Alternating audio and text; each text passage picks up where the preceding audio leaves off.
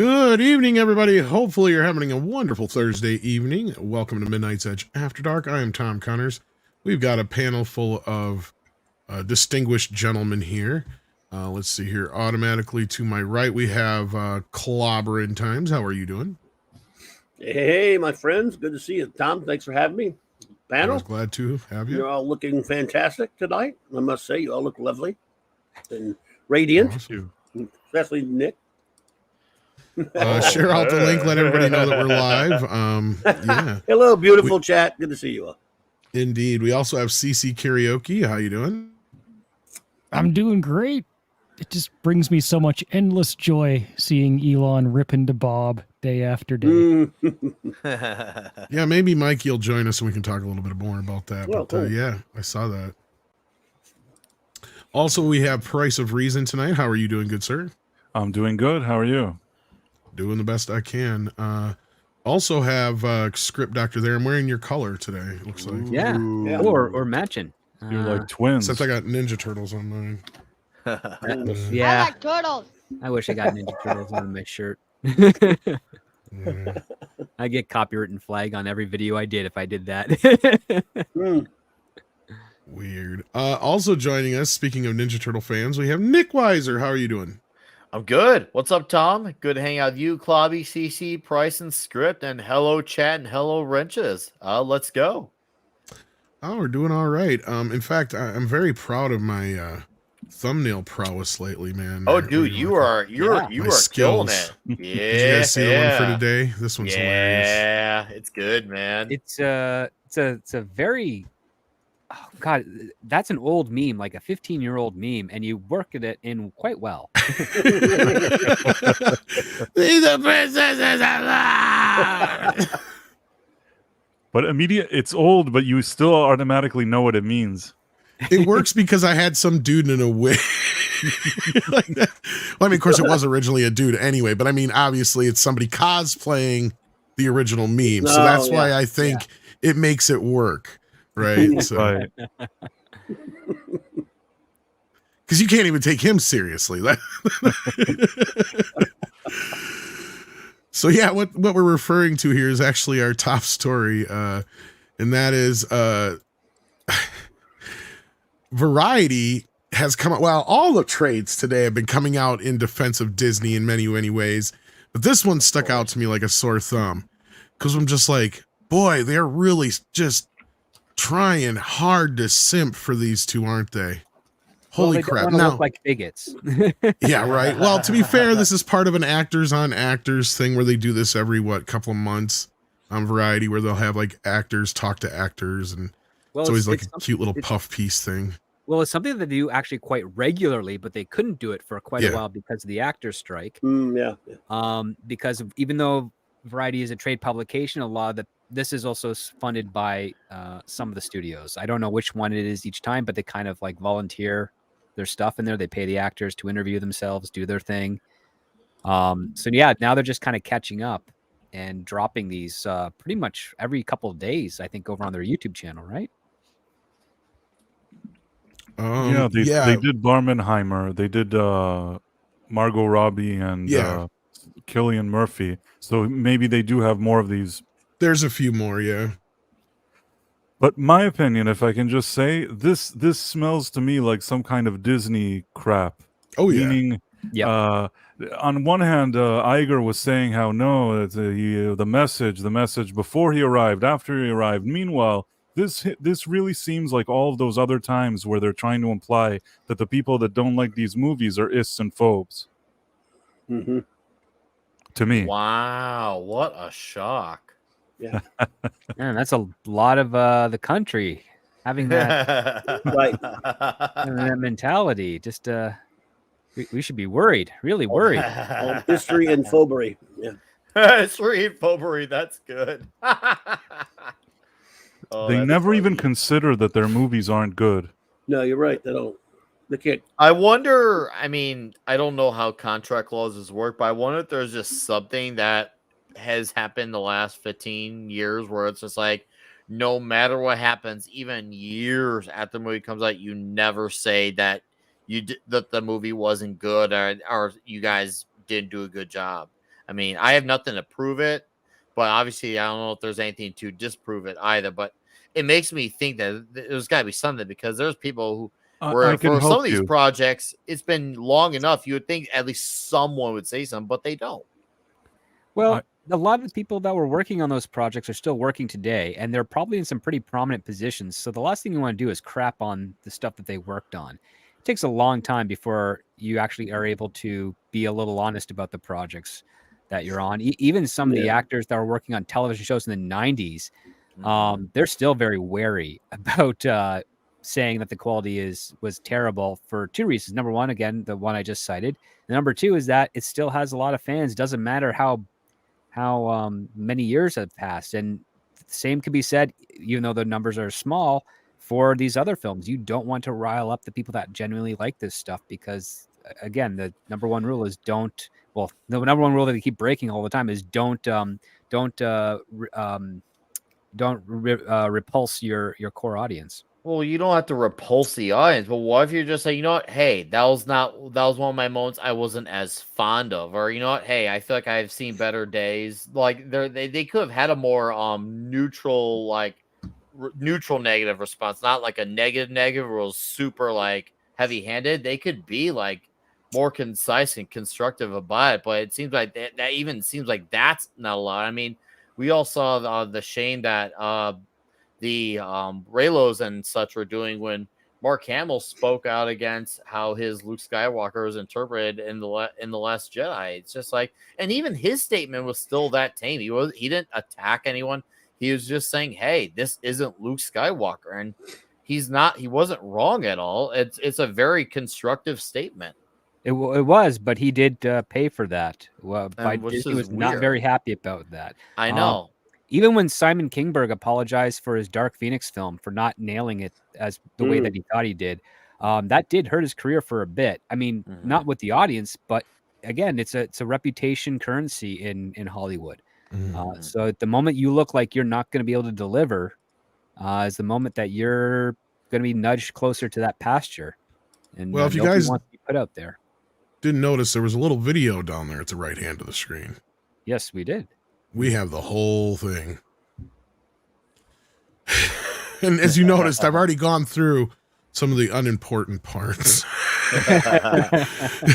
Because we're not going to watch the whole goddamn thing. But 40 minutes of Ziegler sounds like meme gold. I know, right? Well, so far it's been mostly puffery between the two of them. There was a little bit that Six already posted 30 seconds of on Twitter that was from an earlier part of this. But I'm picking up here because this is where they start talking about some of the Disney stuff. So I decided we're going to EFAP this a little bit here. Not something we do too often, but here we go. And I'm so impressed. And I truly think that any naysayer out there, because there are always people who have something to say, prove them wrong with grace.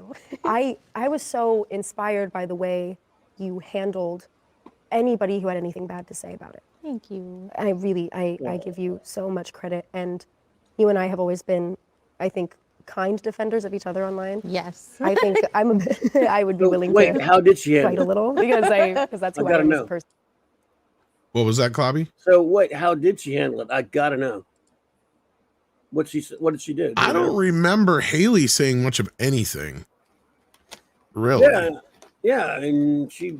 Which is why people don't necessarily dislike Yeah. her. Even people that saw the movie didn't have anything personal against Right, her. I'm not even Just the knocking movie it. was crap. I don't either. If- I've been very quick to say something about Zegler, but Yes. there's nothing about Bailey. Well, that's what I'm saying. If she handled it with class and didn't really say much, and Rachel's praising her for that, cool.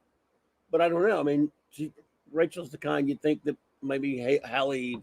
I don't know. You know what this reminds me of? When this is a tactic that I've seen Disney do, or I believe that this is what they do. It's like with John Boyega and Kelly Marie Tran. When they see that there's a few different people diverse that somehow they can attach some kind of a negative spin to, they put them together and they lump them into one category so that it seems like they're all under attack. I don't know if that makes any sense, but that's what I believe. Makes a ton of I hear sense you. to me. Oh yeah. Because Yeah, I remember a lot how of- that works. Like Gina said, they when someone gets like attacked, someone probably from Disney or Lucasfilm calls them up, or any of those companies, say, "Hey, we need you to all put puff pieces so it makes it look like we're all the victims here," and that's clearly how the playbook goes. Well, and in the case of that one chick from Star Wars, they pre-set her up for that. Remember? Yes, Reba. Moses Ingram. Yeah. Oh, They're like, Moses Ingram. Oh, yeah, that yes, was they so did. built in. You're right. and I think they probably did the same thing to Hallie here, but I don't remember her saying anything publicly. Now she's agreeing with Rachel here, saying, "Oh, we stuck up for each other" or whatever. I don't remember. Did she say something on Instatick or something like that? That's plausible. I don't have not sure what she's talking or about. follow the Instaticks very well, so Yeah. Oh well. I'm just wondering. But yeah, there's always such chatter around it. And did you ever let it affect you at all?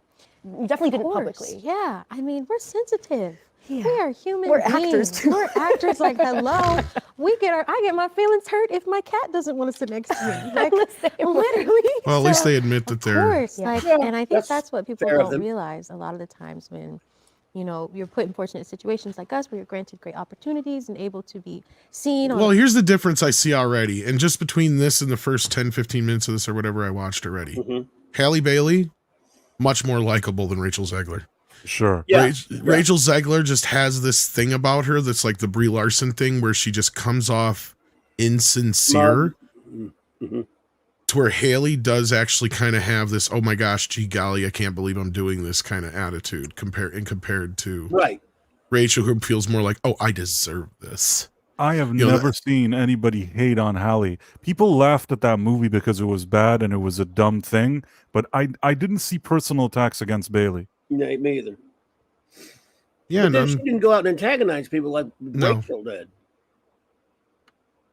Not that I'm That I aware know of of, that anyway. I know of, But I yeah. just wanted to point that out because also another funny thing, and this is kind of off topic, but this is kind of the only things that I can sum up that you kind of missed in the early part of the interview.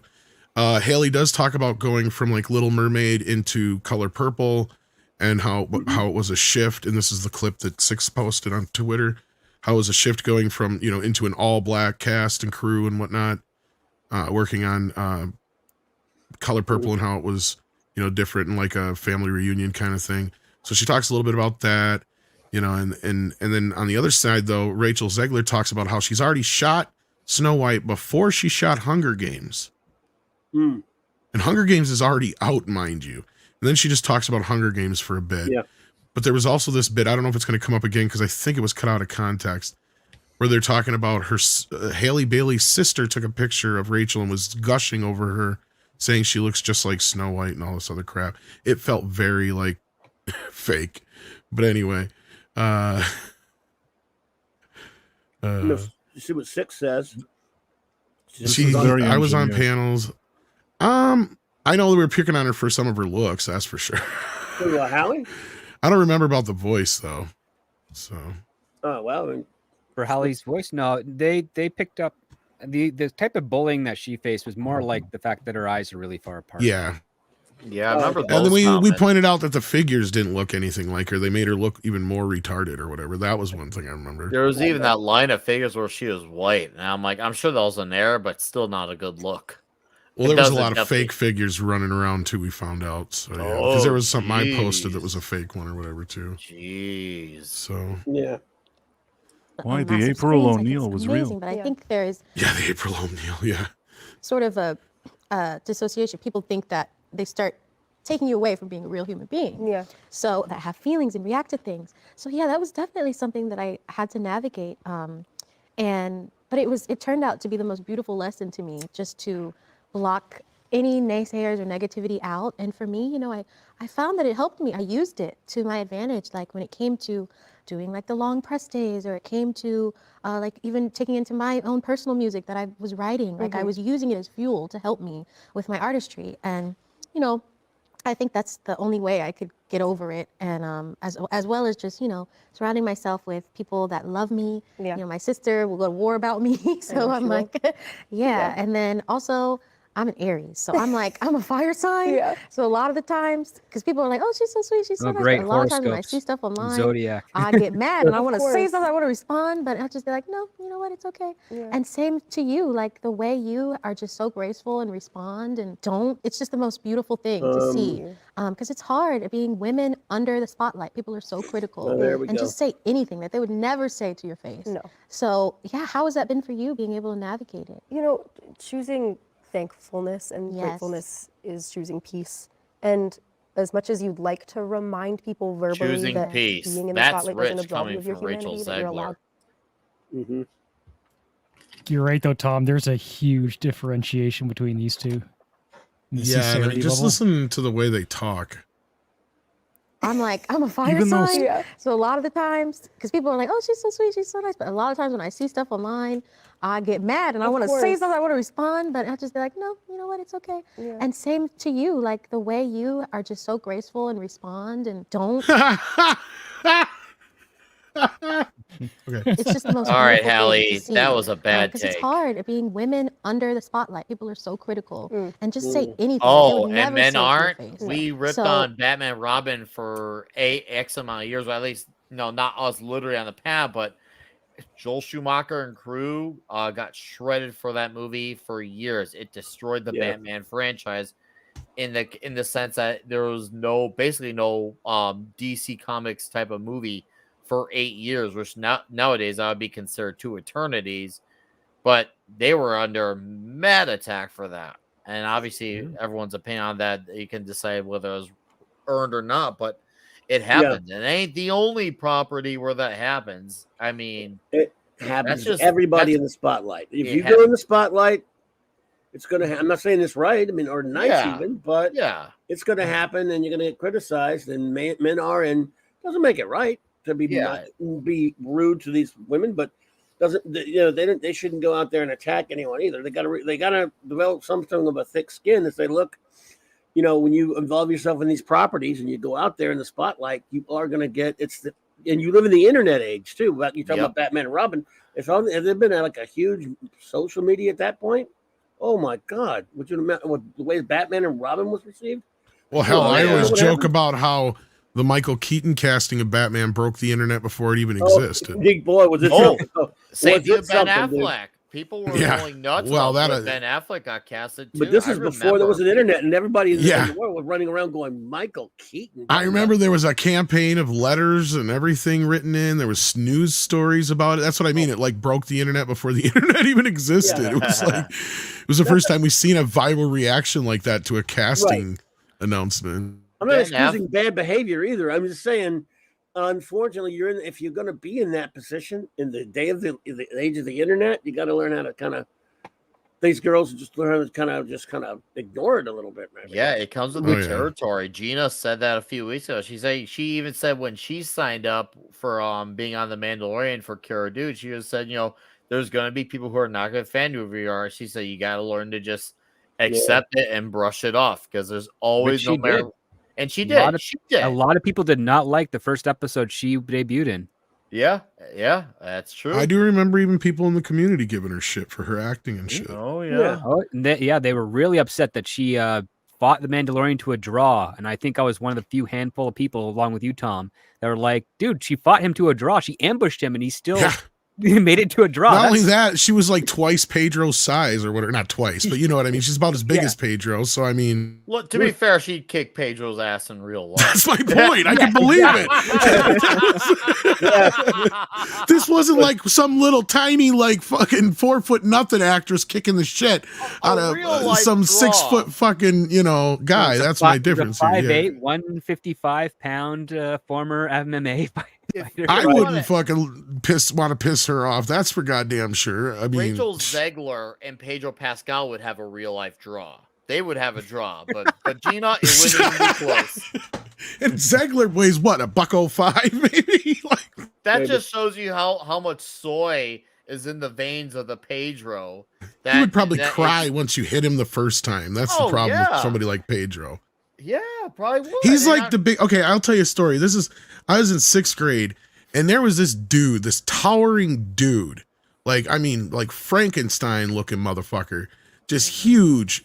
for a 6th grader, and he would always pick on me and just bug me and bug me. One day we're sitting in fucking lunch line because we had to sit on these bleachers that led up to the line, and he's just sitting there picking on me, and I just turned around and backhanded him right in the face, just real quick like, and he just stood there and he goes, I'm gonna, and he started fucking bawling and ran out of the room. That's what I could see Pedro doing. These big motherfuckers who act like they're so goddamn big, and then the moment they get smacked in the face like a little bitch, that's exactly what they turn into. Of course, I got in trouble for that, but still. Oh, that's worth it. Didn't even make him bleed. I'm like, bitch is crying. He's like fucking like huge. I'm like, if that made him cry, I'd hate to see what would happen if he gets punched. Like, shit. Anyway, back to this crap. Yeah, how has that been for you, being able to navigate it? You know, choosing thankfulness and Yes. gratefulness is choosing peace. And as much as you'd like to remind people verbally that Yes. being in the spotlight doesn't absolve you of your humanity, that you're allowed to have human moments, Yes. it doesn't necessarily do what you want it to do, and it fuels them more. Yes, exactly. And so, just as you said, it's like choosing to be present and know that Oh boy. they are probably just having a really hard day, yes. and I am putting out a movie. Amen. No, it couldn't Right? possibly be And I you. feel so No. thankful for those moments because it started to make me feel like solid Teflon. Yes. That it can't really, that nothing can hurt anymore. Okay, let me tell you what Haley didn't do that Rachel did do. I don't remember Haley coming out and going, you know, Ariel is so out of date. Like, having Eric save her is so 1989. Like, I mean, I know they changed the story, but that wasn't her choice, right? And they didn't have her out there saying the kind of shit. And this may not even be Rachel's fault. I'll give her that these were probably talking points given to them, like, you know, it's not 1936 anymore. We don't need the prince to save her. You know, that's the shit that turned people off. That turned off the Diz nerds, right? Not just the pixie dusters, because those guys will sit there and they'll soak up anything you want. I'm talking about the actual Diz nerds, the guys who have been there since the beginning, guys and gals, mostly gals, that have been there since the beginning. And when they hear that shit, you're taking a dump all over things that mean a lot to them, right? And they hold Snow White in very high regard, because Snow White is the first, right? Like, you can't take that away from Snow White. And that's the thing about her. She may be one of the more boring of the princesses, but she's the first. And that's all there is to it. So that makes her the eldest in this whole thing. And for her to take her hubris and go, oh, we're changing it for a modern audience because Snow White sucked, you know, that kind of a thing. And the shit that she said about, oh, I watched it like once when I was a kid and I didn't like it. It's like, well, then what are you doing dressing up like the character?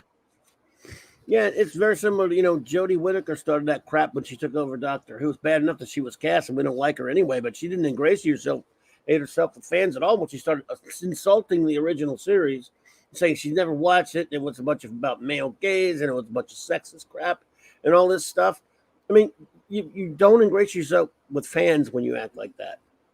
And then you expect them to leave. Oh, when they come out after you, oh, no, they're horrible. Yeah, don't start nothing, won't be nothing. Yeah. They spent 40 minutes talking about this. Yeah, and I skipped through the first 15, man. There's this part of me that's wondering, like, how much were they told they had to go on and talk about these specific things? That doesn't absolve Rachel Ziegler being, you know, and acting the way that she has. What else would they talk But like, about? how much are they just being forced to go on and say, well, you have to talk about being harassed for 40 minutes? I don't think they're being forced to do anything, CC, but they definitely were coached, I think, or at least prompted to talk about this stuff. Because, yeah, that's what this whole puff piece seems to be about to me, is to make these women out to be a victim.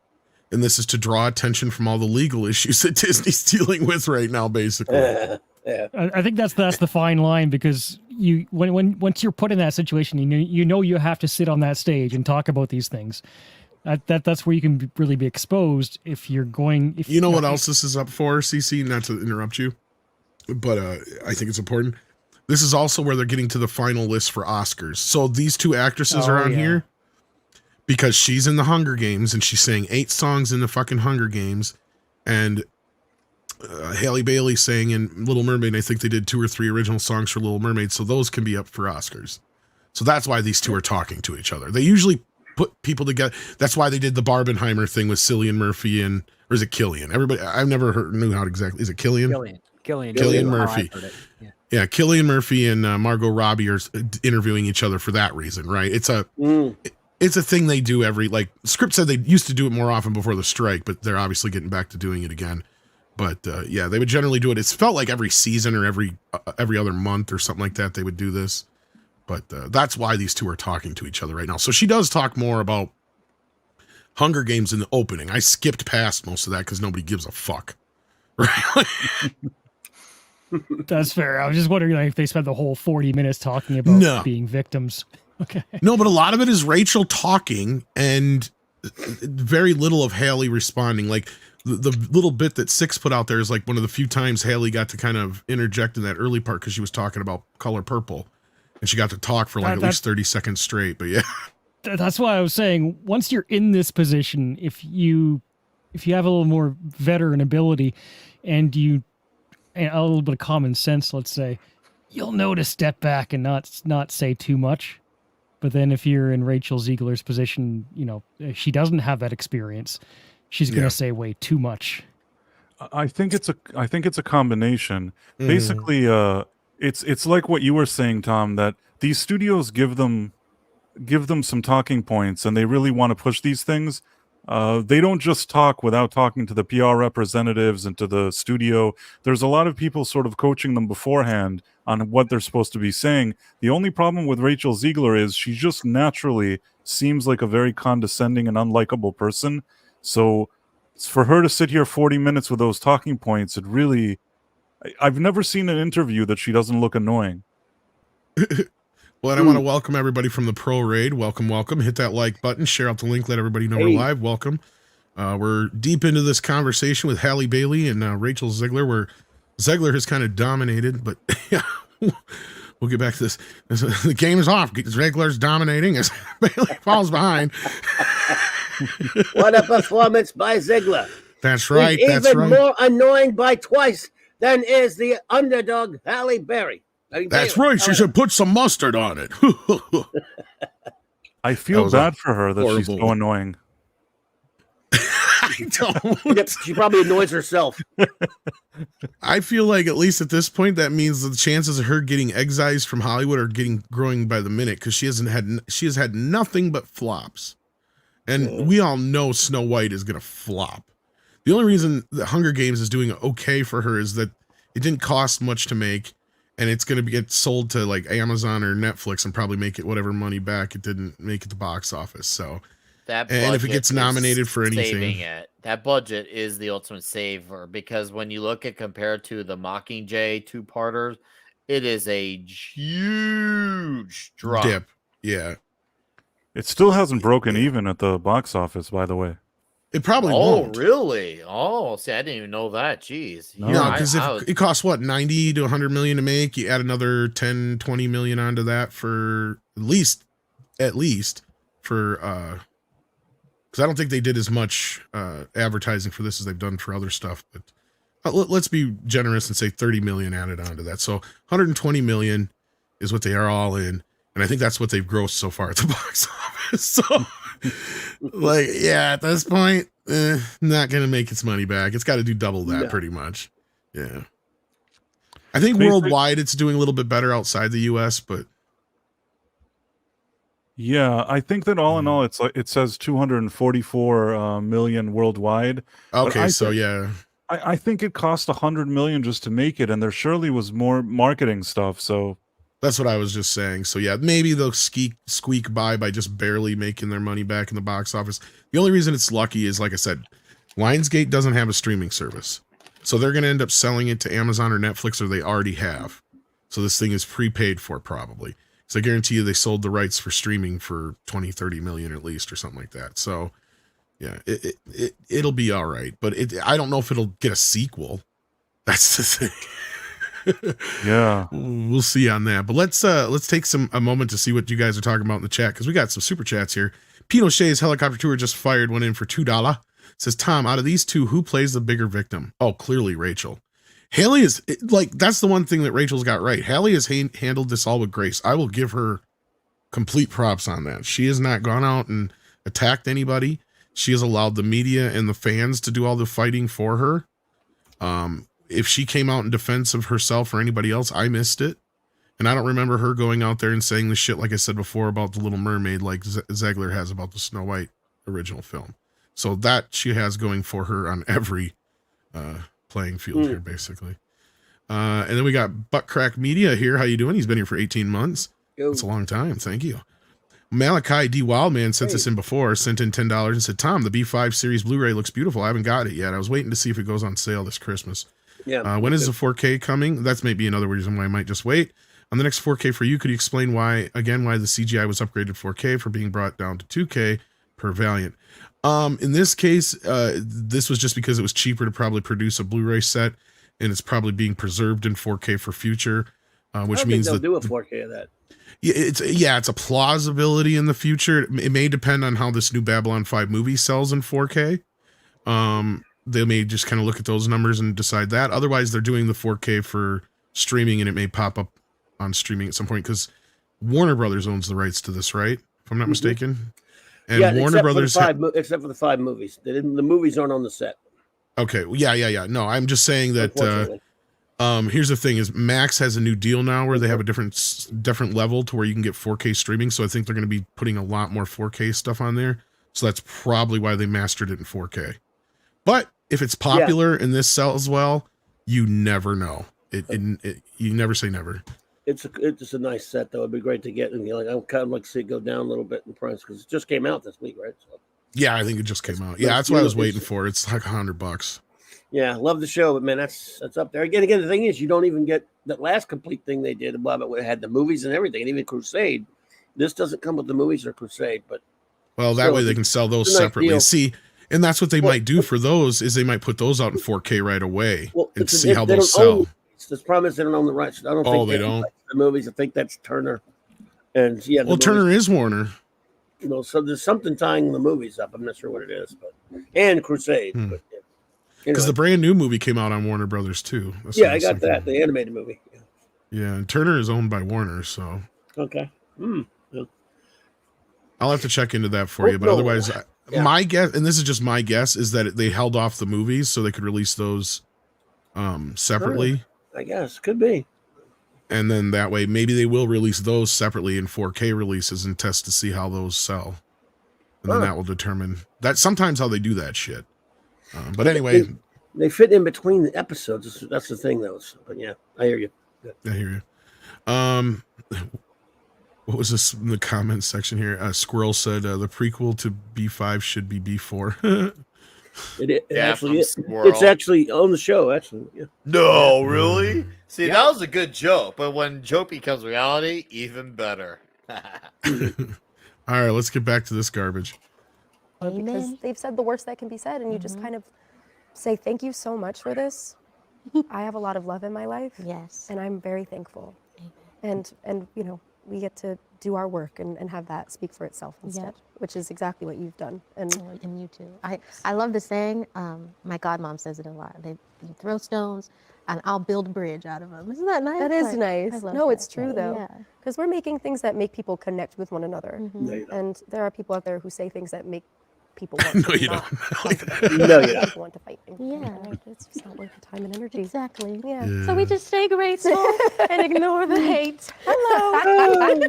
Exactly. Exactly that. I didn't want to, because you were talking about how you let it fuel your music. Yes. We're just nominated for a Grammy for Angel. Oh, I don't need that. Yeah. So Oops. Oh, the Grammys. Oh, for Simpsons God's were making sake. fun of that 25, 30 years ago. I was gonna say, let me see if there's anything even worth going into after this, maybe. Getting nominated for a Grammy's probably. Oh yeah, they get to not Snow a White great stuff thing. here, so hang on. We'll probably jump through some of this though, because this is just her talking about Grammys. To do like the songwriting, the singing for the acting as well. Yeah. Did that make you nervous? Did they come to you about like asking you, do you want to You do guys this, want me or to did you skip? feel like I want to pitch Please. this and do it? I mean, Like, if you want to. Yeah, I guess. Well, I want to hear her say weird. I literally feel most comfortable when I'm in my music space. Be able to incorporate that as well as my songwriting. Yeah. Up to all these other songs, and and as far as like the other stuff, always been the one to push me out and get in the water. So when it came to Angel, I Sobbed my eyes out looking at this, truly. Yeah. and I was just in tears. I was sobbing over the fact that they felt like they could see them. Yeah. How was that for you? Because sometimes Yeah. that can be very overwhelming. Yes. All right, hold up. Be This that might be. she's black. Yeah. Okay, was here that? we go. Yeah. And all of these young children, young black children in particular, there's videos getting posted of them reacting and being so They're happy that probably she's black. all Yeah. were How was that fixed. for you? Because sometimes Yeah. that can be I'll very bet overwhelming. you. Yes. And be like, oh, no, I can't look at that. Or was it something that, All I mean, 7 obviously of you them. welcome it in because it's a beautiful moment. I saw but just as what was many that where like people for are you? like, she don't look It right. truly was astonishing. Yeah. Like I just was sobbing anytime I saw a video of them react and say she looks like me. Like, Yeah. I didn't know what to do with myself at first. I would just It's a be in terrible tears. and just so mentality to be grateful teaching see children. them. All right. Yeah. Any small goodwill I got from this from Hallie early on is she is definitely diminishing it. Well, with this is where bullshit they're being comments led like that. led to talk about this shit. Let's be fucking real. Because like I Yeah. said, they're completely ignoring. Because I saw almost just as many videos where little black girls were watching the video and they turn around and go, "She don't look right. She ain't got the right hair," and stuff like that. And the mom are going, "But no, she's black, baby." It's like, she's not black in the original. She's supposed to be white girl and stuff like they. Like I seen 20 Yeah. videos like that. It's like they're ignoring that aspect of I'm it. sure But Hallie anyway. didn't see it. Mm. Exactly. The Six knows what I'm talking about Like because we Nick watched said, them yeah. on here. That's not the Little Mermaid. I That's know- what they were I saying, know. Yeah. You know, in my Puerto Rican side of my family, none of them watched it, and they're like, "What is with all these unnecessary race swaps in the movie?" Like, I have to say, if you're gonna I don't know these- anybody who's watched this yet either. Sorry. No, you're right. But the thing is, like, I'm saying this from Other the than Latino Andre. side, and they're like, "There's no reason to do this. Just either don't make this, or give us if you want to do a." Black character, Latino character. Obviously, we had Coco, which was, I thought, excellent a few years ago. Just give us more original stories like that. We don't need another race swap. It's just so unnecessary. I'm not saying it makes every movie bad per se, but it's just so dumb and useless. And especially more so now than ever. Like way back when, like 20, 30 years ago, they were very few and far between. And maybe you could say maybe there was some merit to it. But it's done so frequently, you can tell it's just done for the purpose of we need to have someone who has different skin and nothing else. Even the people who are potentially talented too, and that's even disrespectful to those who have talent because you're not even taking them in for their skill. You're saying, "Oh, well, this person we're hiring them because of what's on their skin, not because of what actual talent they may possess." Well, look at the difference between the Disney remakes now that have made money compared to the ones that have now lost money. What is the thing that the ones that have made money have in common? They have stuck closer to the originals, right? The biggest probably deviation would be Will Smith playing the genie, but outside of that, you have pretty much the other, genie has blue skin though, so somehow right. So it doesn't really matter. That's not No. the point.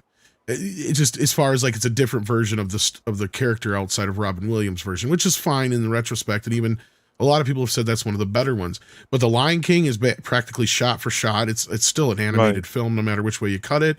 Same thing with The Jungle Book and Cinderella and Maleficent and what's the other one? Beauty and the Beast. Like the thing they all have in common is that they all look and pretty much evoke the original films. Right? For whatever deviations they have, they still strive to look and feel like the original animated films. Then you reach this turning point with Little Mermaid, basically, where it's like, well, we're no longer going to try and make it look like the original film. Like I think you were just saying, Price, or whoever it was, Nick, where it's just basically, we're just going to diversify it for diversity's sake. Right? And that's really what they're doing now. And it's the same thing with Snow White coming up here. And it's even worse though, because in the Little Mermaid, one of the problems I had with that movie is that all the changes that they made that were modern, in addition, a lot of times I feel like these type of diverse actresses are being used. They put them in this movie, they shove a bunch of propaganda in there. Oh, yeah. And then when people get annoyed, they're like, "Oh, you don't like this diverse actress we put here?" And the other thing that I just want to say about this diversity in her is that Disney did something that they went out and they said, we chose her because she's a good singer. We didn't choose her because of her ethnicity or anything like that. We chose her because she was the best Little Mermaid. That's something that one of their executives went and say, I don't remember who it was. The next thing you know, you see Lin-Manuel Miranda on Disney's main channel, on their YouTube channel with millions of followers. There's a video of him watching Black girls being inspired by the fact that Ariel is Black and weeping and crying and all that stuff. And in my opinion, this is a really two-faced approach. Either you took her so that you could tell everybody about this casting and how diverse it is, or you took her because she's the best for the role. But you can't do both. You know what I mean? It's like the Batman with what's his name? Jeffrey Wright. Where like I was watching a film, I had no problem with him playing Gordon until they have the whole black person speech, their Black Lives Matter speech, and then you stop and you think, wait a minute, every white person in this movie is a villain or is horrible. Oh, and all the non-diverse, and all the non-white people aren't. So it's like, is that the only reason that Gordon is played by Jeffrey Wright now? Is because of that? It's like it's the same thing here. And yeah, Coralie and Rogue, I'm not speaking to the actual quality because I thought Beauty and the Beast was horrendous. For instance, I hate Maleficent. I'm talking about the fact that they still looked like the original films, right? Like they still tried to evoke the original movies, to where The Little Mermaid and Snow White, especially when we get to Snow White, I believe, you're going to really start to feel this deviation to where, like a lot of us have been joking, and I've said from the start too, is like, you've changed Snow White so much now that they've kind of worked themselves into a corner of making an original story. They might as well have just call it The Princess and the Bandits at this point, and just completely erased anything that had to do with Snow White in the story. You know what I mean? Because it's not even Snow White anymore. So it's like, why are you even trying to do this at this point? I don't know. Anyway, back to the bullshit here on screen. Be happy about it. And it was also like, I don't know, I guess these babies were like armor for me in a way to like put on whenever I felt I was getting consumed with other chatter of what I had heard about my casting initially. So these babies videos were like, oh my gosh, this is the only validation I need from anyone. And I think Disney started those anyway. Being an amazing she did. woman as Snow White, like, first of all, wow. And you are opening so many doors for your whole community as well. Like, what has that felt like? And has opening doors for your community. Oh, God. How many lines? I mean, granted, I know, to be fair, we've not watched this entire thing, which is excruciatingly hard to do, but how many times have they talked about the quality of the movies that they're in? Well, I'm going to predict this right now. I wonder if Paulie's actually listening or not. I want to put this out there now. Six can clip it if she wants to so we can see later. Snow White, when it comes out, one of the lowest demographics is going to be the Hispanic demographic. You fucking watch. They're going to reject this shit wholesale. I feel like that community usually doesn't like bullshit. Maybe it's just me, but they don't like that stuff. So much so that, I mean, they did show up somewhat for Blue Beetle, but I feel like that was part of the problem there too, is that they didn't quite know how to get that demographic into the theater the right way. They didn't stay for Blue Beetle. That's the other part. I think honestly there was just not a general interest in Blue Beetle. Well, it wasn't a horrible film, but it wasn't a good movie, so it didn't have good enough word of mouth to really give it any buzz. Yeah. Speaking on the quality of it, I just think the market of how people saw with what was going on with DC and Warner Bros., I think a lot of people just weren't inherently interested. Like, I'm not really interested. I think there was just, it wasn't anything like, oh, hey, this looks bad. I don't think there was just any real buzz around it. I don't think there was that interest to be saying, hey, what's going on with this movie? This seems like this is something we should get people to talk about. I didn't really think there's anyone to talk about. And I've made it pretty well documented. I should know. I work in the Blue Wave echo chamber in the city. I will hear about what normie crowds talk about, and they didn't talk about Blue Beetle one bit. Not in a good light, not in a bad light. It just wasn't even part of the conversation. At least stuff like Invincible Season 2 has been part of the conversation. Not to the hugest extent, but at least it's there. This, Blue Beetle wasn't there, period. I have not even heard anything to this day about Halle Bailey, Little Mermaid either. I didn't even hear one word about the Marvels, the freaking Marvels. And yet there was at least some people at the time 2 years ago talking about Soy Chi when, you know, Simu Liu's coming out being a bitch made beta bitch. So at least there was some buzz at the time. Granted, it was not really the greatest buzz. Well, but and I there was also people wonder, at least talking about it. Blue Beetle and the Marvels, no one talked about. speaking of Marvel, I wonder if Blue Beetle suffered from Marvel syndrome, because frankly, I'm curious how many people were confused thinking it was a Marvel movie and stayed the fuck away from it because of that. Oh, Because it dude, looked most like normies- so many Marvel movies. Yeah. Most normies don't know Because they the don't know the between difference. Marvel and Exactly. DC. And that's fine. I don't expect them to. That's what they No. have guys like us for. Yeah, true. Yeah, no, and that's where I get it so many times. I'll even hear it once in a while, even to this day when I go see a Marvel movie or whatever. We'll hear, where's like Superman or Batman? And it's like, They don't know. Yeah. somebody want to tell them? You know, anyway. Different or difficult to step into that world for you? Is it pressure? What do you feel? I mean, definitely pressure. The cartoon's so beloved. It's like a monumental moment in film history. Well, now It's she the knows first this. feature-length Yeah. cartoon movie. Somebody to got the taken point to the where woodshed. it Well, she said won this in the Oscar very Oscars first and part, yeah, and then all she of these changed her amazing tune things during the that press happened for that conference film are the reason after. that you and I really get to sit here today, because it Yes. made Disney what it is. Mhm. So of course there's like this pressure of being the first one, having to bring to life the first one, and Yes. obviously that's come with a lot of More pressure that I put on myself, and conversations also, about the I mean, much first like Hunger this, Games, the it's just a first very that. dedicated Nothing group of about people who Yeah. the love best movie Disney cartoons. possible. I'm one of them. You know, I love the everything. No, this that is the her Disney making a company has put plea out now. in the past million She's like, years, I'm one 100 of you years. Yeah. guys. And so 100. That's yeah, crazy. and so like, you know, how do you put little baby Rachel at ease with what you're doing in your career? Yeah. Like, how is it that you come to this role and make little Rachel proud? There was an And that was edit there, really too. what I used to fuel my emotion on that set. Mm. And Yeah. She who I ran was, up, probably because went off all the script. pictures are out there of little me in my snow. Yeah. Oh, I can tell there's been a few edits so far, just from my, you know, editing background so far. It's pretty obvious. It's not so much in the visual, it's in the listen to the audio. But yeah.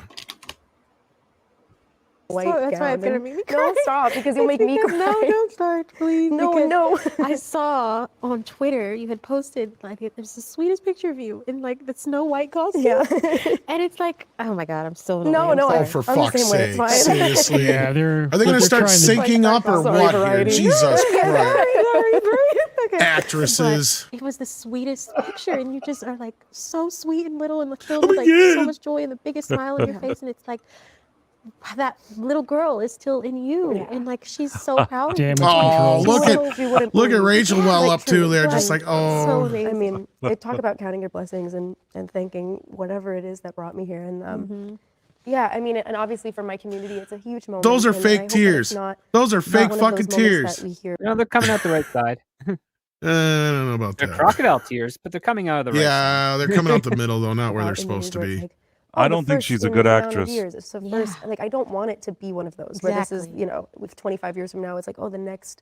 Okay, she Latino does film have is some on her Princess tear and ducts. I'll something give her like I that. want it to be this revolving door and not just I opened one door and one person. I walked actually in. A think person the can real- cry I without just think crying that- about. And it's also I think looked she's to just me- super fragile. There's a few ways that actors can do it, and this comes from my acting school. It looked at first like she did the whole I'm going to stare off into a bright light long enough and not blink, and my eyes will well up with water because they're just watering. And then when I blink, a tear will drop. That's what it looked like to me at first. But I will give her credit. There is some tear in her tear duct. That's generally where your tears come out. So like that's the whole point if you're actually crying and not just letting your tears collect and your eyeball wetness collect or whatever. Otherwise, you can actually physically cry by getting yourself to a point where you're emotionally there, but that takes a lot more work. Yeah, I for mean, certain- I'll give her the credit of actually crying here. It just, I mean, why she's crying might be the question, right? They teardropped her edit point. Yeah. There's the teardrops too. Yeah. Yeah. Anyway, self-congratulatory So, like, as said in the chat. you Yeah. just want to do right by your community so Yes. badly. Mhm. And I know that. By your that's community so or the disappointing for them fans? as is everyone. Community. Just as The Color Purple, when Steven Spielberg made the first movie, Yeah. when LaChance brought the musical to Broadway, when Fantasia was on Broadway with the Yeah. musical, Cynthia Erivo did it on Broadway, Yes. and now your new cast being there. It's such an incredible story to be told. I'll come visit you when I can. The only thing I'll give this Color Purple is it's supposed to be the musical, not the actual Of Disney. No, it's a story or musical. whatever. Hold, Yeah. hold. Come visit you when Is I it come an on, I'm trying to original or is it an Well, 800 remake? It's a remake, but it's a what do you call it? A musical remake or whatever. One of the most iconic It's the Broadway songs, adaptation. So a which remake. almost didn't even make That's it into it, the thank you. original cartoon. We were Part of the all world. itching for a Color Purple musical. Yeah, Christ, they're fucking. Ugh. Oh boy. That's what I I'm more always worried about wanted. the music. And then they give me an ad anyway, so that's good. I took it off. For years, we were waiting for the Color Purple musical. Yes. I know, right? Well, you look. I don't have so much. Look, I don't have a problem so much if there's like a Broadway musical and they readapt it because it never has a chance of replacing the original. Hairspray, the producers are two great examples of that, right? Yep. So like you can do it all day long. Ones that don't make sense to me is like when they remake Footloose when there is an actual musical and you're like, why didn't you just do the musical instead? Like, Right. nobody wants to see a fucking remake of Footloose. Like, Nope. what the hell? Exactly. And then not only that, they just redid a bunch of the songs too. It's like, okay, now you're fucking desperate. It's like the only thing You they have to changed, I sing think, is that. they put it in a country So you're Halle setting. Bailey. You're sitting there. and More you're of a like, I have to country sing this setting than the iconic original. Disney song. Recording it, shooting it, what's going through your head, and when you got to watch it fully rendered, because obviously there's a lot of CG involved. Yes. What is the thought process? Go. She's actually letting her talk for a Part of little your bit. world, that sequence was a really, we really, really hard care? 3 days No. of fake Blah, swimming blah, blah, around. blah, Yeah. So I was harnessed Yeah, this yeah. mold of trying to be a copy of I think we're getting past the 3 points of shit. times We at give a shit. the ending You crescendo. can see It's how like this Rachel's one, whole mood is scene where I lifted have now to that kind she's off of that hard area. Singing to nothing, Yeah. which I'm Yeah, I think they're just the I talking Want song about is because you are bereft of something. Hmm. It is painful. You know, you Yes. go to Yeah. and a I lot think of Rachel that really movie- likes to be in Yeah, control. Yeah, She anyway, likes to I don't win, think she there's, likes to, there's anything more yeah. important. I'm sure it'll come out later. At this point, I'm played out with this crap. Let's see what you guys are talking about. Jason Webster says, with Australian $5, thank you. Well, The Little Mermaid 2023 was no triumph. Even the most conservative estimate, it lost Disney around $111 million theatrically. Yeah, that was my point. Yeah. Christopher Burkhill sends in $14.99, says, hi, Tom, can I get recommendations? It's driving me crazy looking into it. I'm looking for one great for HDR movies, also decent for PC gaming, also good region free for kids. Oh, wow. Okay, see, here's the thing. You're trying to combine a lot of shit here, and this is probably something that I would need Valiant's help for, a lot of this, because most 4K movies are region free already, so to get a region free player is kind of pointless when it comes to 4K, and most of them are already expensive because they've been changed to be able to, they've been already worked on to where they can play all regions, so you're going to pay a little bit more for a standard Blu-ray player than you already would normally. So in that case, you're probably better off buying two different players in that sense. For PC gaming, you're gonna want to, you're looking for like a drive. And drives are, you have a hard time playing movies on drives because you got to get all the fucking software and I crap. thought he was looking for a TV recommendation that's compatible for 4K players. Is that what and is it? Gaming. Oh, TV recommendation. He also wants a region free player. But yeah, as far as TV recommendation, that all depends on your budget. And I don't know what kind of TVs you guys have in Australia either. Well, Sony doesn't sell over there. Well, no, yeah, but I'm just saying you're gonna like, it depends on if you can Kidding. afford like an OLED or if you can afford just a standard LED. I mean, in most cases, as long as they have a higher megahertz as far as refresh rate, they're gonna look good with PC gaming. Now, I don't have enough personal knowledge on what exactly causes this, but I know some TVs have that really fake looking, like almost too real frame rate with movies, because movies are supposed to be 30 frames per second, right? Okay, that's the smooth motion shit that you have to turn off. Yeah. 24. Yeah.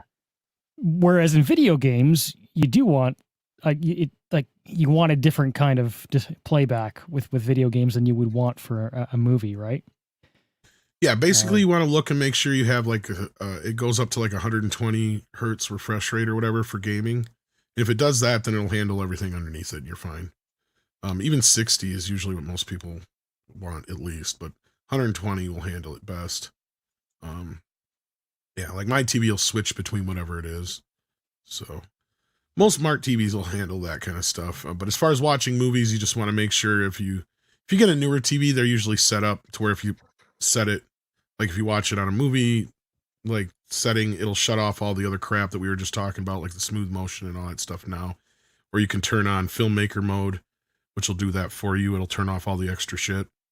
And then you can switch over to like your game mode or whichever that'll have all the other stuff turned back on like you want it to. So that's generally the case, but I'll save that for when we do 4K for you, and I'll have Valiant answer that for you better than I ever could, because I'm not aware of the television side of things as far as like what they have in Australia and all that business. So with that, but yeah, a lot of people in this chat are saying 120 hertz, but yeah, if you can afford it, OLED is better, but you can get away with like regular standard LED or QLED or whatever.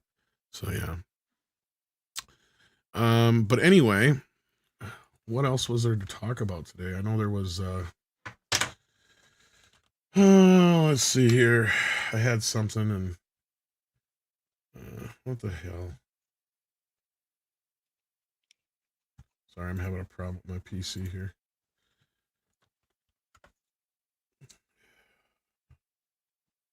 Where was it? Well, there was the news that there's the short list. We talked a little bit about that, but that's not what I wanted to talk about. I don't even fucking remember now. That's how Elon important Musk it was. attacking Iger all the time. Well, I was hoping Mikey would show up for that. I think he's on a plane right now. He's on a I think plane he or in is, an though, airport that's or right. something. Yeah, Elon keeps putting out shit to kind of poke the bear, which is kind of funny. That's fine. Let him do it, man. It's fun. It is. Let me see if we have any examples here from Mikey. I think he's been reposting a lot of them.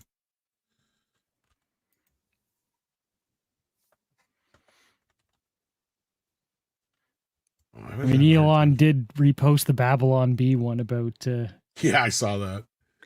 Yeah, about getting the contract for the weapons. Bombs. Yeah. Yeah. All I'll say, if anyone's working for Disney right now, make sure you cash that check right away. Yeah. Whoops, that's a little tiny.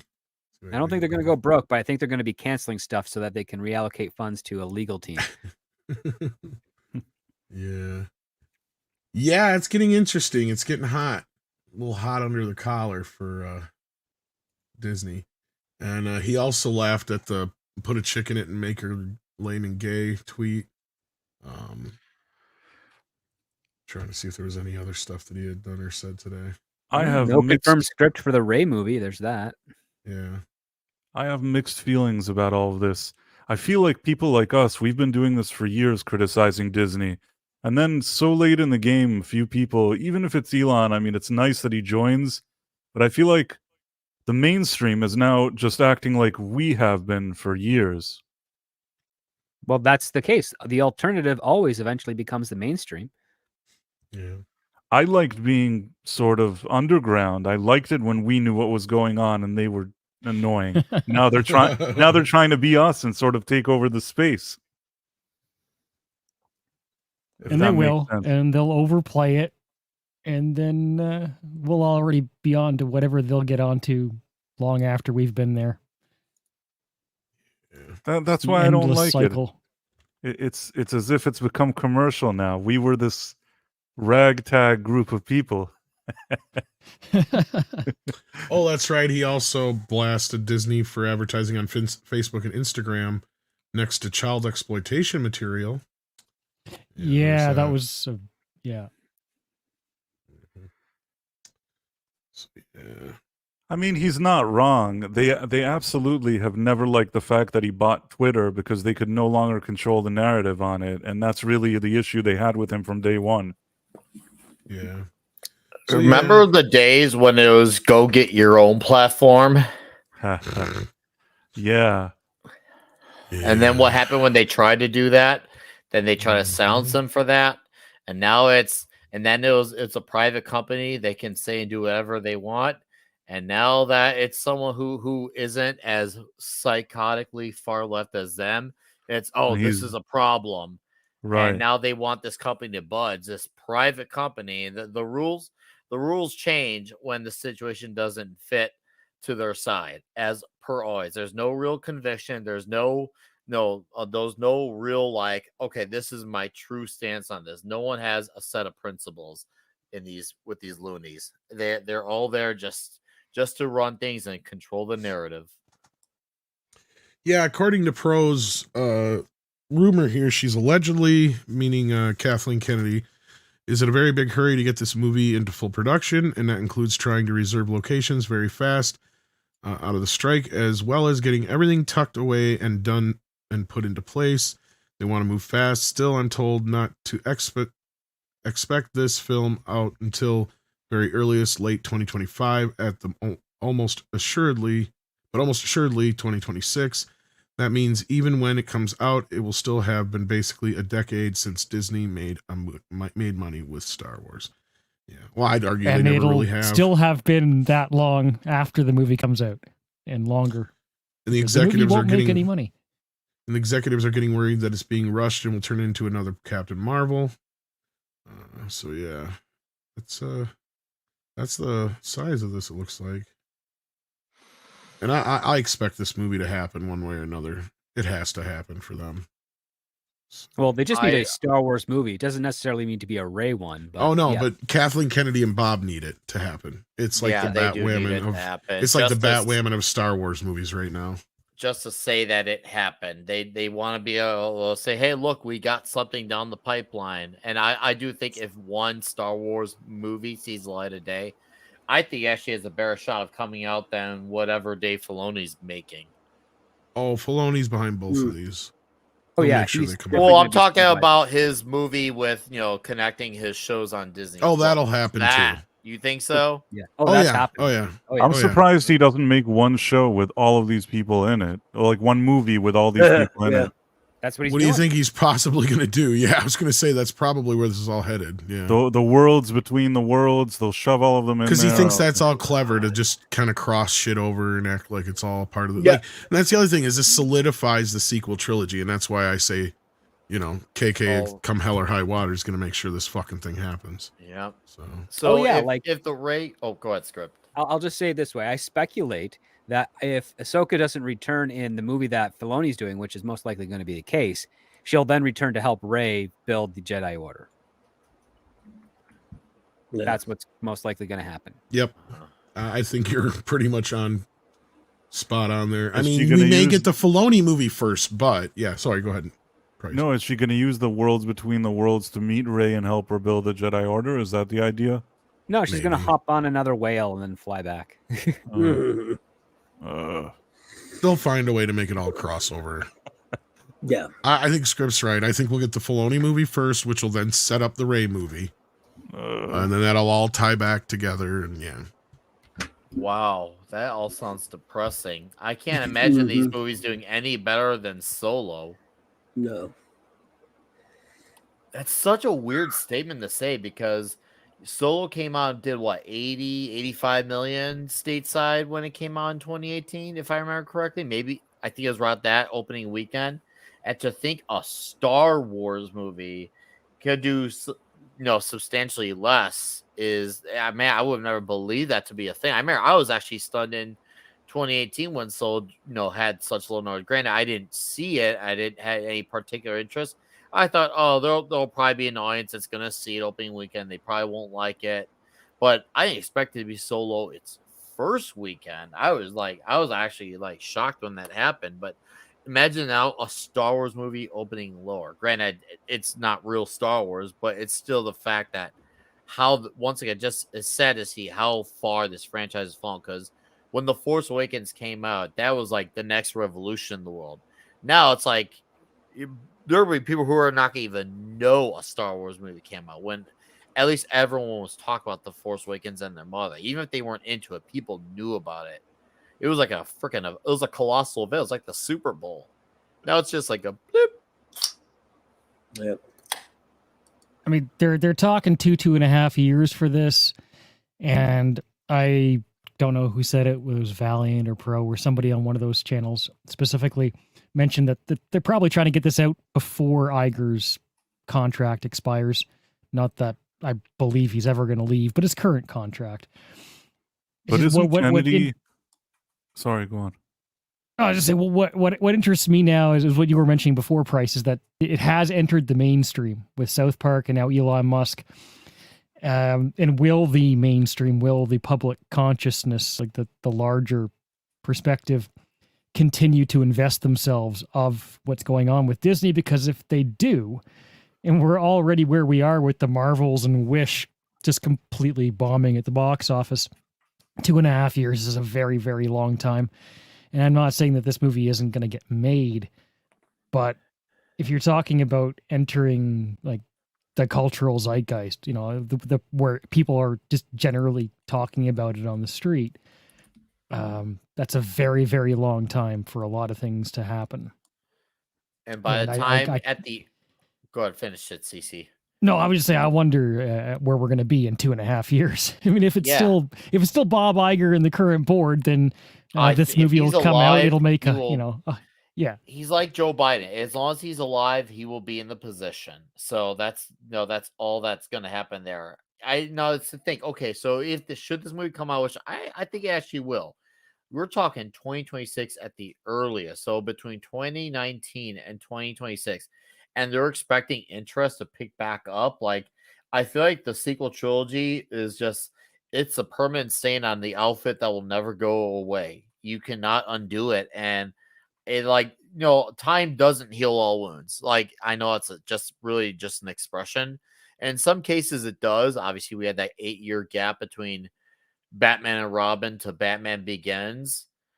But this is not a wound that's going to heal. I'd actually argue that Star Wars was way bigger than Batman, and at least the damage. Batman and Robin for some was just a movie that they didn't enjoy, whereas Star Wars was straight up cultural vandalism. That's the biggest difference. People were at least willing to give Batman a shot again because Warner Brothers let's see didn't what's stop going on. trying to make a Batman movie after the failure. Oh, of I know, Batman and I Robin. know. I Like, that's remember the they were going to difference, do right? Batman Triumphant. They were trying to do Batman Batman Triumphant, Batman Yep. v Superman with Wolfgang Peterson, and then Brett Yep. Ratner came in, and then you had Darren Aronofsky trying to do a Batman Year One. There's a lot of attempts Oh yeah, trying to get another Batman there was movie. attempts. Yes, that's true. Unlike There was with Disney, where Bob Iger pretty much said we're going to cut back on the theatrical film, and then that's where he started his first line of quality over quantity, and before now he started applying that to Marvel.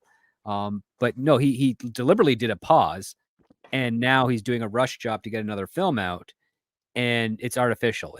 Because it's one thing for the studio to be trying to find the best product possible to relaunch or revive a franchise. It's another thing for them to say, okay, we're going to stop, and then maybe we'll start considering figuring it out again. It's better for them to constantly be working because most of the IP holders are constantly working to try and make sure whatever project they're conceptualizing is going to be the best when it hits the market.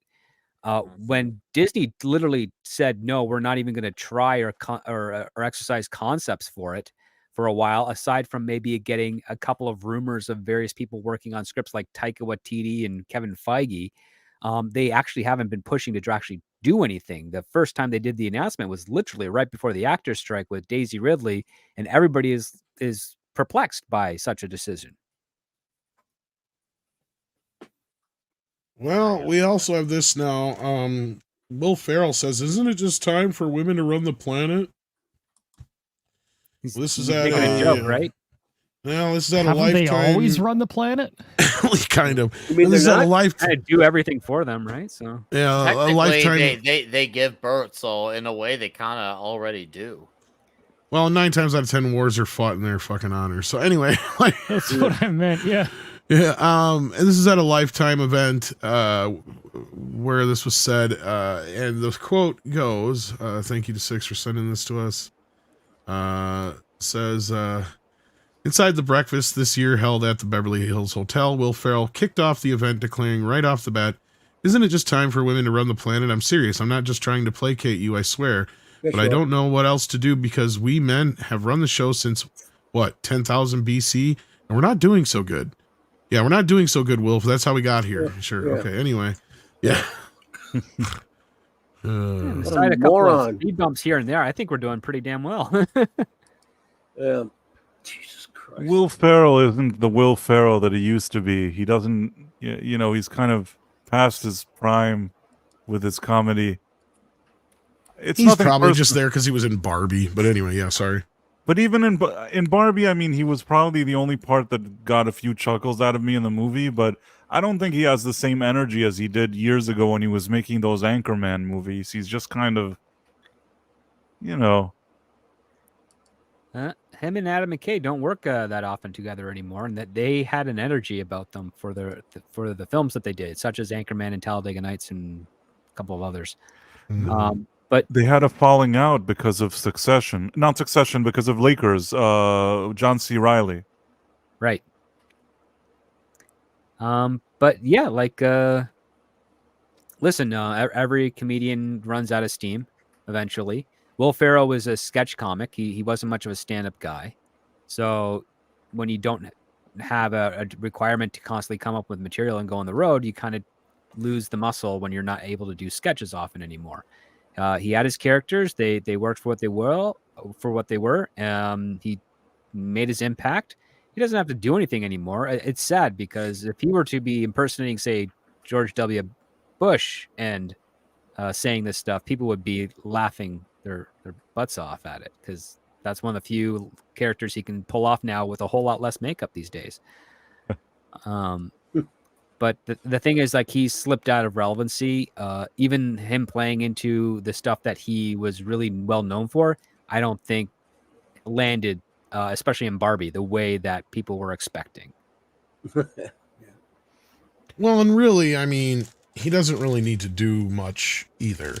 He's got... He can retire. Well, I was just going to say, between Elf alone, he could probably retire and just live off the residuals for that for the rest of his life.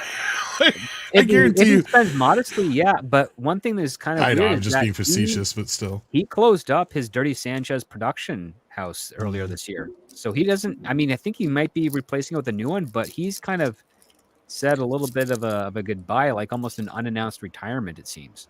No, he's getting up there in age, but I mean, he's not that old yet. He was in his 50s, I think, right? Yeah. I mean, I'm just saying, like, in general, the things that he's done at this point, he's got a few things that he can live off of.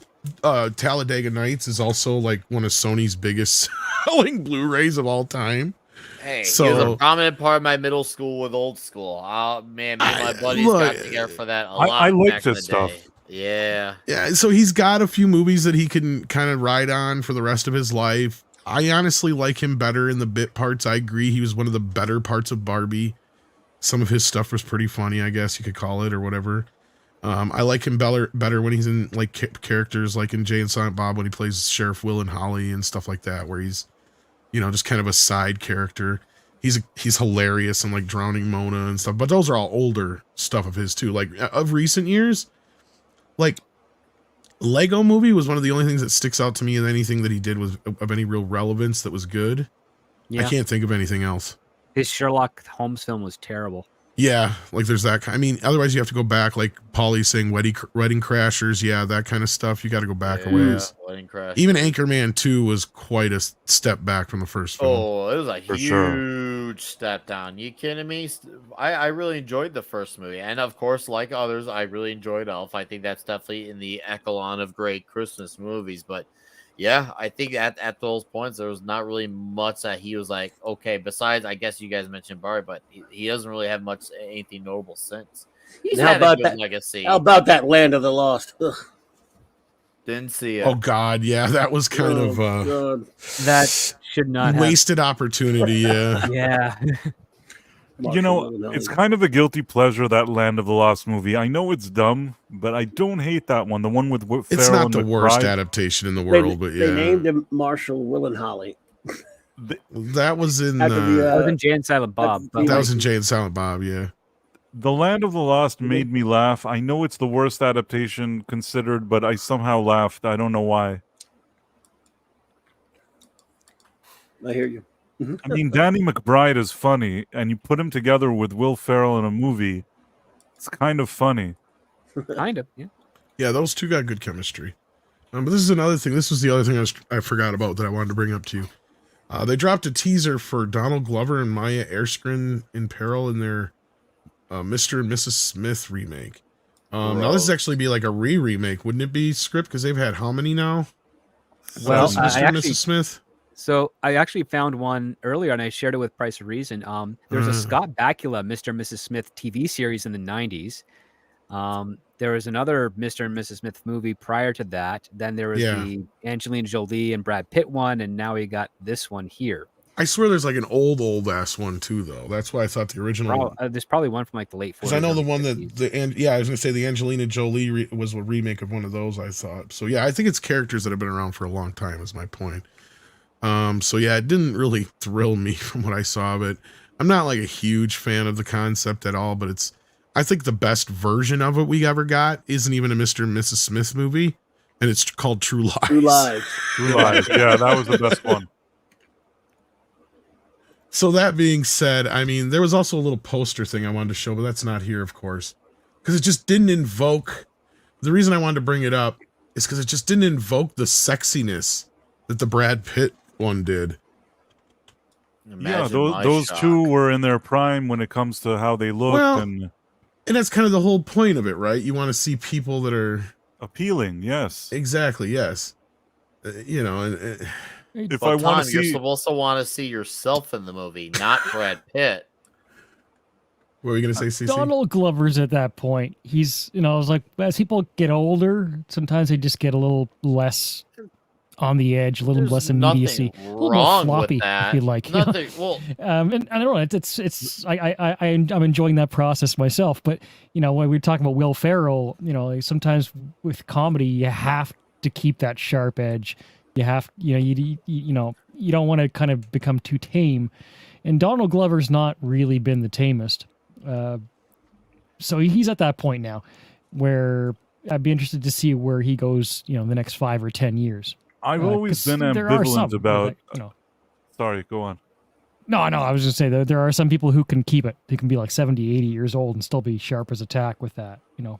I've always been ambivalent about Donald Glover.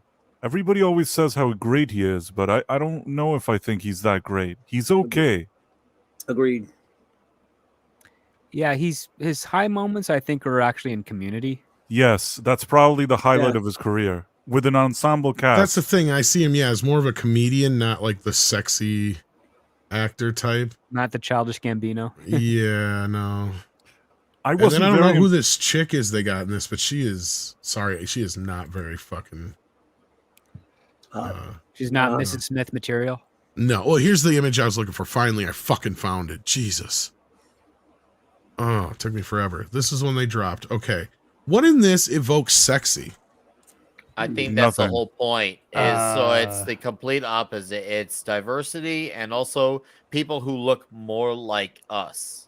Because I'm just looking through this stuff. Look like they're like regular people, like statues, yeah. But I already know Scott what we Bakula look like. one is supposed to be sexy. It looks sexier than this shit. Sorry, I just wanted to bring that up too. Like that's clearly you're the right. point of this.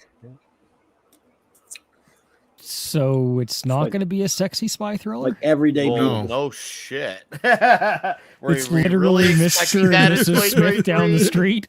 Is this an Amazon one? Or Yes, this is an Seriously, Amazon series. When they Yes. reboot the reboot of this, Lizzo's going to be the female role in it.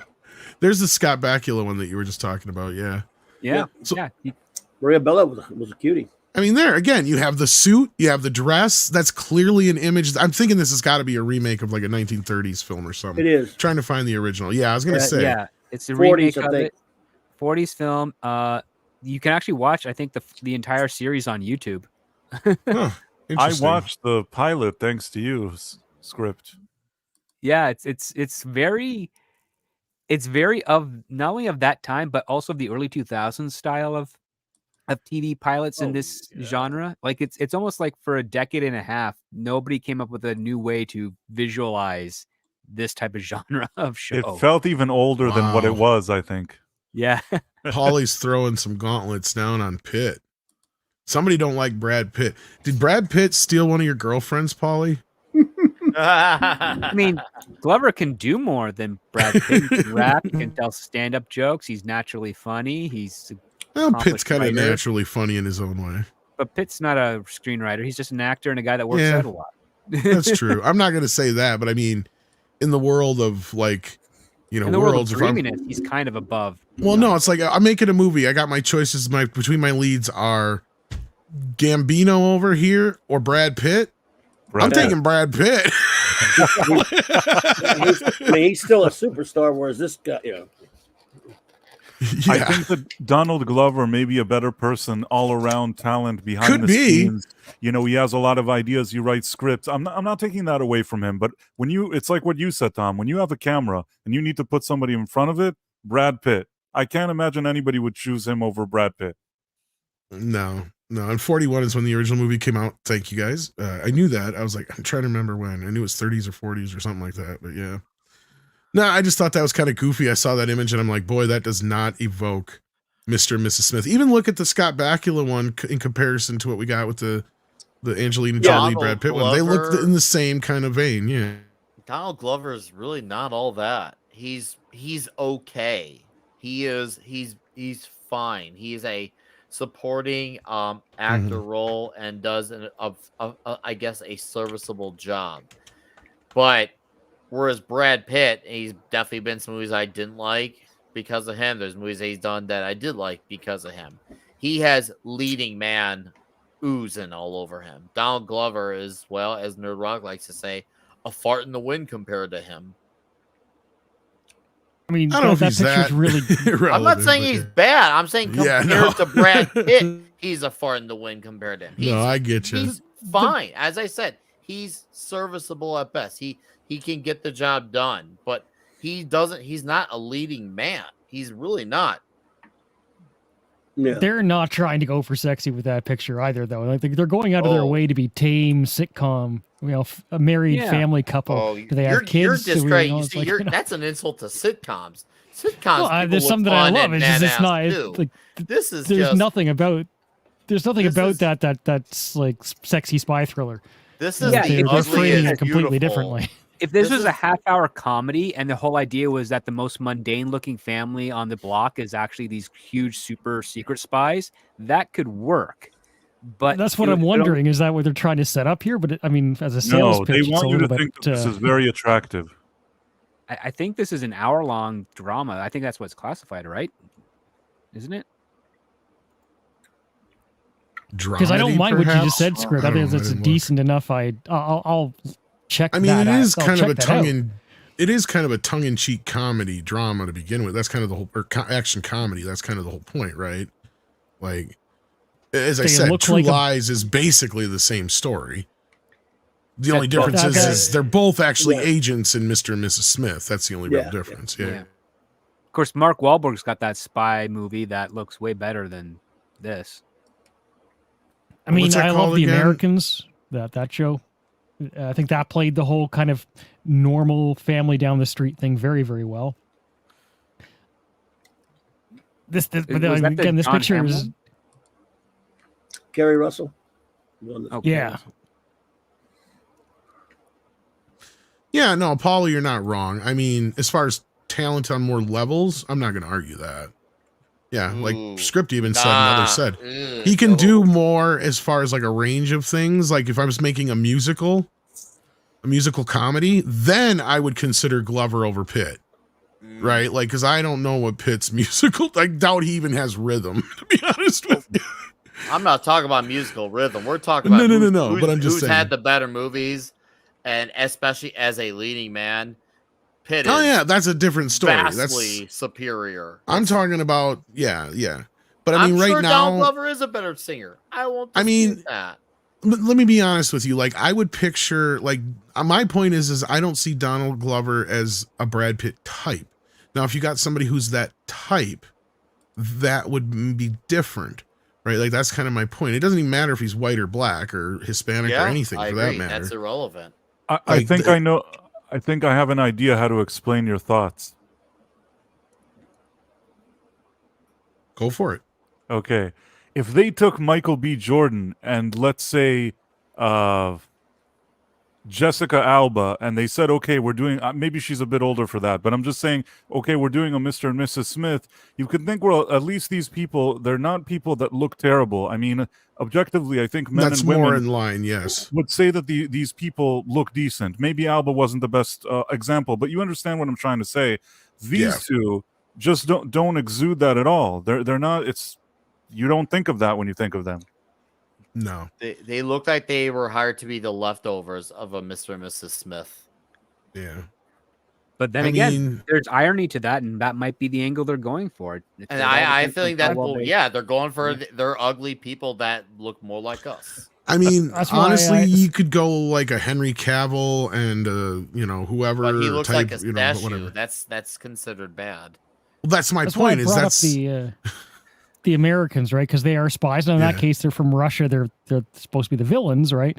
Not like good guys, Mr. and Mrs. Smith. But that show really played it off well. They are just that family down the street doing normal American things and being American, right? And speaking in an American accent. And I was like, I'll buy into that idea. If these two are supposed to look and act like normal people and nobody has a clue, and you can play off that. A little more of a comedy in that sense. But unfortunately, I would love if they both turned out to be Russians, because that would be freaking unexpected. Well, I was just going to say, and that's kind of the whole point of the series that CC's talking about. And again, it's already stuff that's been done a million times over. The gimmick is they're basically a male and female James Bond, but they're married to each other, right? Like that's the gimmick. Like, you know, they are supposed to keep work away from each other. And then in the movie, from my memory from the Brad Pitt, Angelina Jolie movie, the whole catch is they get hired to kill each other. That was the whole fucking crutch of the film or whatever. And again, it's been 20 fucking years since I've seen that. But again, that's a gimmick of it all, is you got these sexy people that know that they're spies and, that they live this normal life otherwise, but now they're in this situation that they have to use their skills or whatever. And to me, you're right. You were right, Price, along the lines of getting people.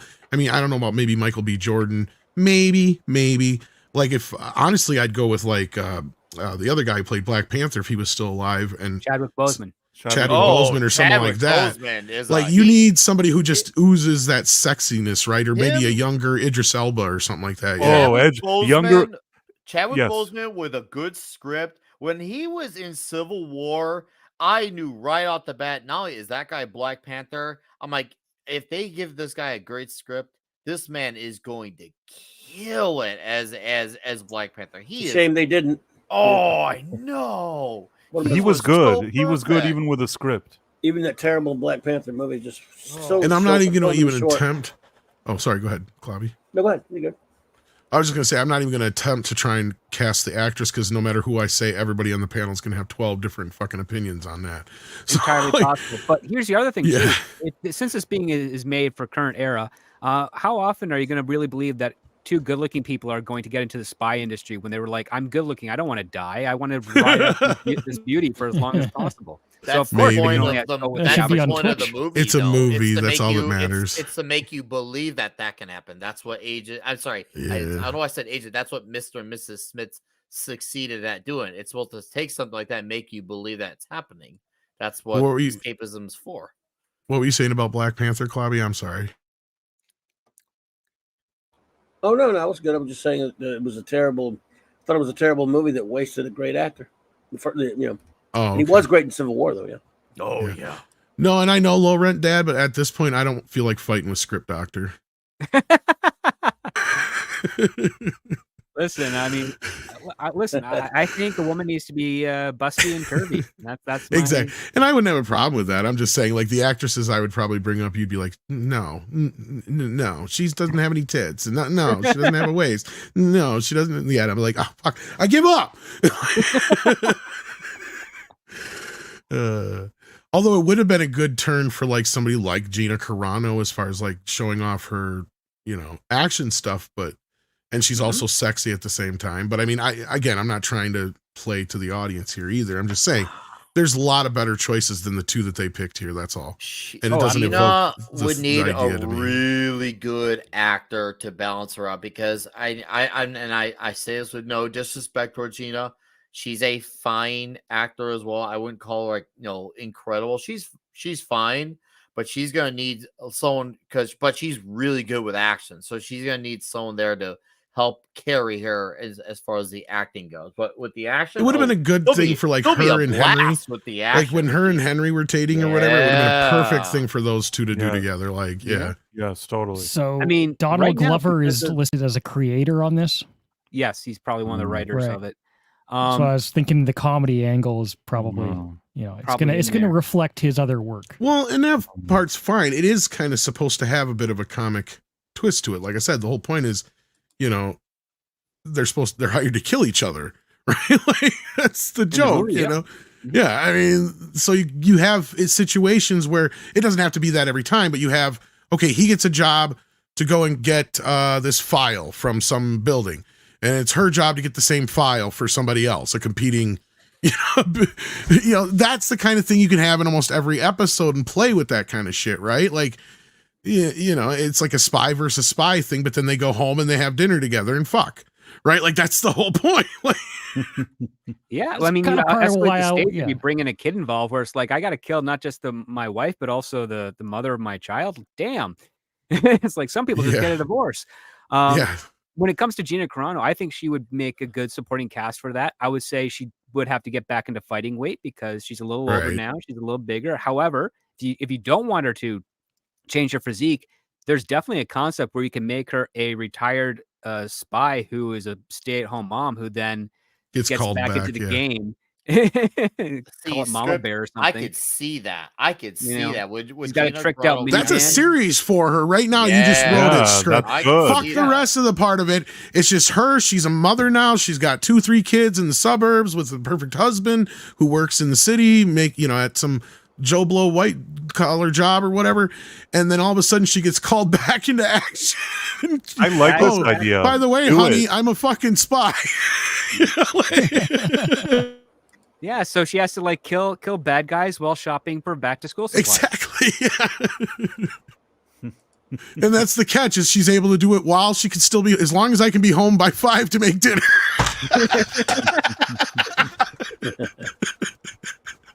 And I got to be there to pick up the kids from daycare. Like I got okay. Do I pack the terrorists their lunches or the kids their lunches? Which one? Yeah. And then you I have gotta this whole thing. Poison lunches are over here. Don't eat that, Billy. There's the perfect start to the show. You have this first thing. It's like on this plane, and these terrorists have got this shit going on, and she's undercover as one of the terrorists, and she turns on him, gets whatever it is that they stole, jumps out of the plane, shit parachutes down to an SUV, gets in the SUV, pulls all the clothes off in the SUV on the way there, picks up the kids at daycare. And like, this is how my day started. And then you get back to the whole story of how it goes. She used to be in the military, got into the government thing, and da. Yeah, I think it works. I think it's a fun show. Yeah, Mama Bear. I like the name too. yeah, Mama Bear.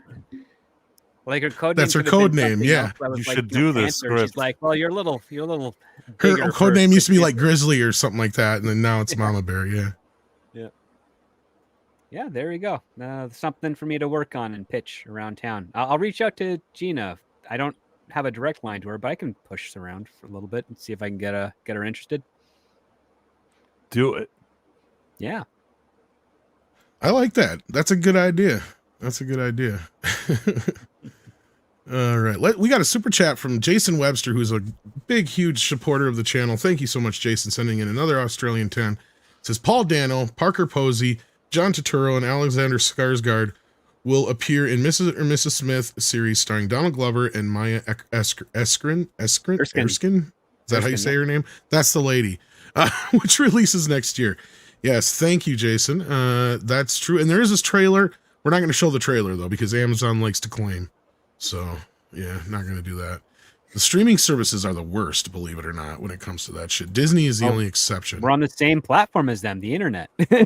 I know, and it makes no sense. You'd think they'd want... This is They what want makes no people sense. to talk about it.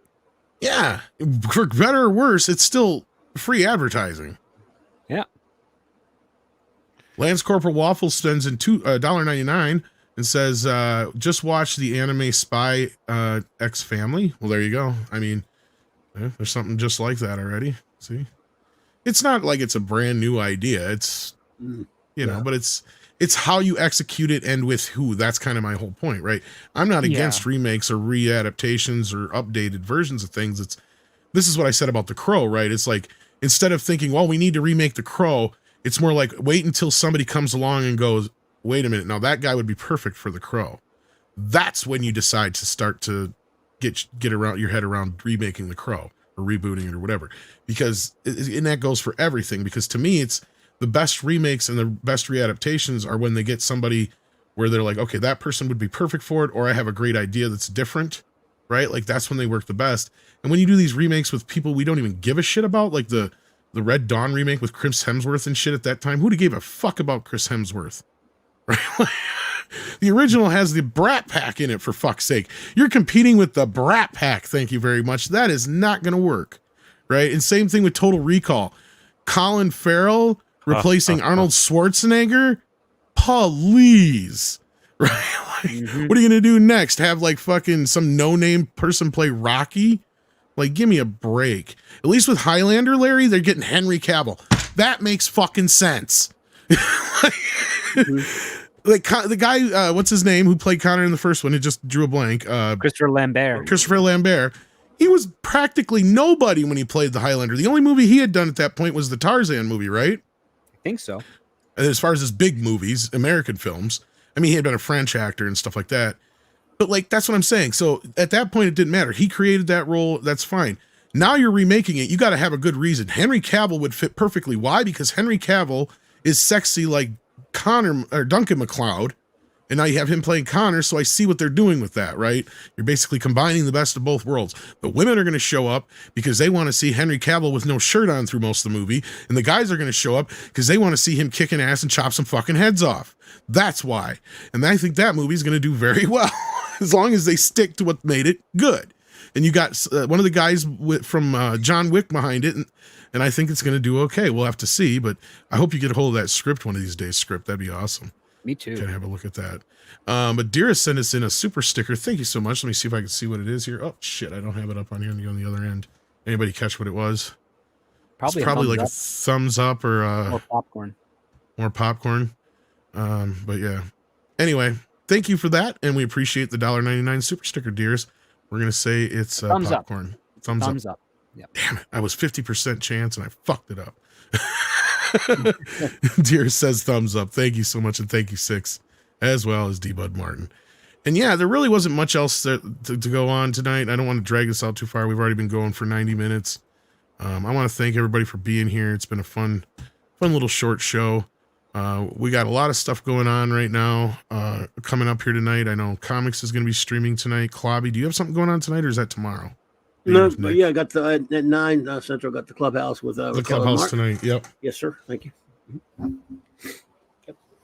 Go ahead and finish up your plugs. Oh, just that. Yeah, the clubhouse tomorrow night. I mean, tonight. I was at 9 Central. And then tomorrow night, my buddy J Man's channel for our Jack Kirby Fourth World reviews, and then hopefully hanging out with Nick will tell you about what he's got going on his channel. Hanging out with him, and then Saturday night Star Trek, starting season 4 of Star Trek Voyager.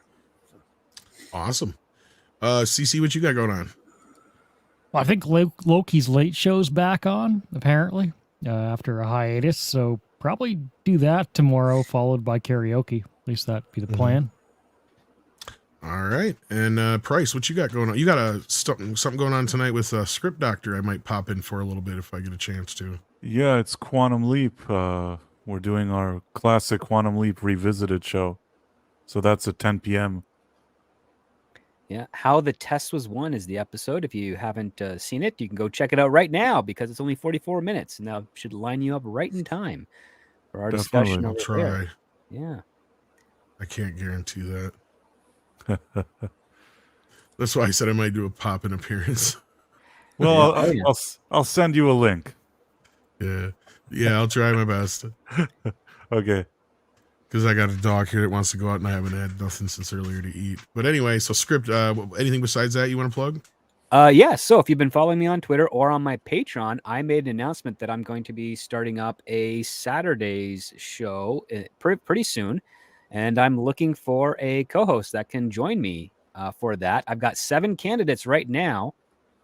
More should be coming on the way. You should all check it out. If you are interested in reading screenplays that are circulating around Hollywood that haven't been produced and some that are old that should have been produced, and you think you've got a good take on that, you think you have a strong opinion, send me a DM on Twitter.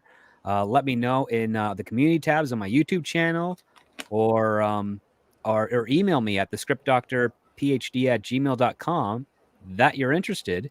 We'll start setting it up because come the new year, we're going to have every one of those people that's submitted themselves. I'll do an interview, and if it looks like it's going to be a good fit, we'll do a test run show for you guys, the audience, to pick who will be the co-host for a regular show discussing screenplays. This is TV pilots. These are made for TV movies. These are feature films, things that are done from a whole plethora of writers throughout all of Hollywood. And we're going to discuss them. We're not live reading them. We're just going to be discussing them, the writing quality, the potential, whether or not we'd be excited to see this made into a movie or television show. And yeah, we're going to start there. And so please check that out. And yeah, more details will be trickling out as they develop. I'd be good for that, but there's reading involved. And also, will Andre give you the time? That's the other problem is, finding the time to read. But all right, Nick, what you got going on? You going to be on comics later? Oh yeah, I'm gonna come in 1 hour on TNT. It's gonna be huge. Tomorrow night, Comic Shop Talk. I'll be there. We're at Geary from Pop Culture Minefield promoting his comic as well. That'll be fun. And I posted 2 videos this week, and I might even have a third one by Saturday, if not at worst comes worst by Sunday as well. So by all means, check those out. And of course, Trading Places next week for Toxic Tuesday. Yeah, thanks for having me, Tom, and good to hang out with you and the dudes and chat. Thanks for listening to us and hopefully enjoying the show as well. All right. So take care of yourselves and each other. And Six is telling me I'm not allowed to stream the rest of the night. Uh-oh. So we'll see. We'll see. All right. Take care of yourselves, guys. We'll see you very soon. Night, everybody. I'll definitely be on the morning show. So. I got molested in a little boy's room.